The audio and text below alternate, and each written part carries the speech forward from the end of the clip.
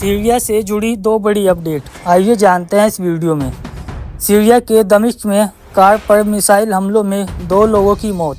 सरकारी मीडिया ने बताया कि दमिश्क के मज़ेहा क्षेत्र में एक कार पर निर्देशित मिसाइल हमले में कम से कम 2 नागरिक मारे गए।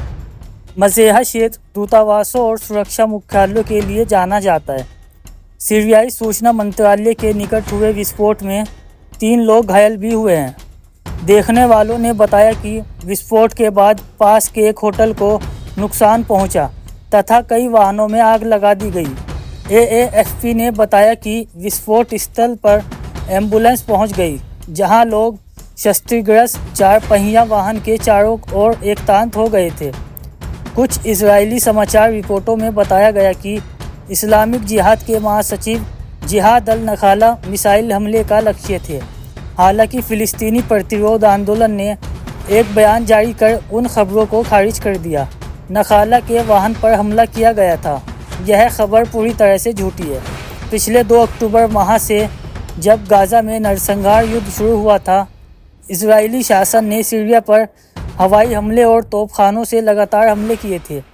इस माह के प्रारंभ में सीरियाई सरकार ने कहा था कि मज़ेहा में एक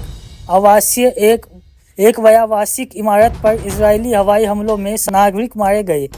सीरियाई सरकार ने कहा कि उस समय इजरायली सेना ने कब्जे वाले गोलान हाइट्स की दिशा से मज़ेहा की एक इमारत पर 3 मिसाइलें दागी थी। आइए अब चलते हैं दूसरी खबर की तरफ।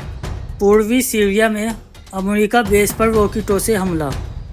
सीरिया में अमेरिका सेना द्वारा इस्तेमाल किए जा रहे एक सैन्य अड्डे को निशाना बनाकर रॉकेटों की बौछार की गई। लेबनान के अल मयादीन टेलीविज़न ने मंगलवार को बताया कि पूर्वी सीरिया के एज़ोर कोनको गैस क्षेत्र में अमेरिकी कब्जे वाले बेस पर 6 रॉकेट दागे गए। एक क्षेत्रीय सूत्र ने अल मयादीन को बताया कि 6 में से 4 रॉकेटों ने डेर अजोर के ग्रामीण क्षेत्र में कोनको गैस क्षेत्र में स्थित सैन्य अड्डे के अंदर अपने लक्ष्य को सफलतापूर्वक भेज दिया। सूत्र ने अमेरिका सैन्य अड्डे के अंदर जोरदार विस्फोट की भी पुष्टि की है। सूत्र ने बताया कि रॉकेटों का लक्ष्य कोनको गैस क्षेत्र स्थित रडार स्टेशन था। इसके कुछ ही समय बाद अल मयादीन ने खबर दी कि अमेरिका सेना ने यूफ्रेट्स नदी के पूर्व में स्थित 7 गांवों पर हमले किए, जो सीरियाई सरकार के नियंत्रण में हैं। इन गांवों को निशाना बनाया गया। हटला, मराट, खशम, धीर, एज़ोर ग्रामीण इलाकों में हुवाजैत साकेर और हुवाजैत अल मुरैया के बाहरी इलाकों को निशाना बनाया गया। इराकी प्रतिरोध बलों ने गाज़ा में इजराइल के चल रहे नरसंहार के लिए वाशिंगटन के समर्थन को लेकर क्षेत्र में बढ़ती अमेरिका विरोधी भावनाओं के बीच इराक और सीरिया दोनों में अमेरिका द्वारा संचालित सैन्य सुविधाओं पर दर्जनों हमले किए हैं। इराक में लगभग 2500 अमेरिकी सैनिक और सीरिया में लगभग 900 अमेरिकी सैनिक रहते हैं, जिन्हें वाशिंगटन दाइश के विरुद्ध लड़ाकू बल होने का दावा करता है। अमेरिका ने दोनों देशों में अपनी उपस्थिति बनाए रखी है, भले ही अरब देशों और उनके सहयोगी ने 2017 के अंत में तकफीरी आतंकवादी समूह को पराजित कर दिया था।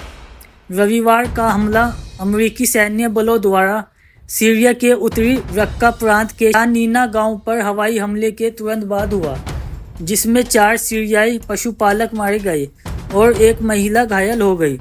आतंकवाद से लड़ने के बहाने संयुक्त राष्ट्र अमेरिका नियमित रूप से सीरिया में हवाई हमले करता रहता है।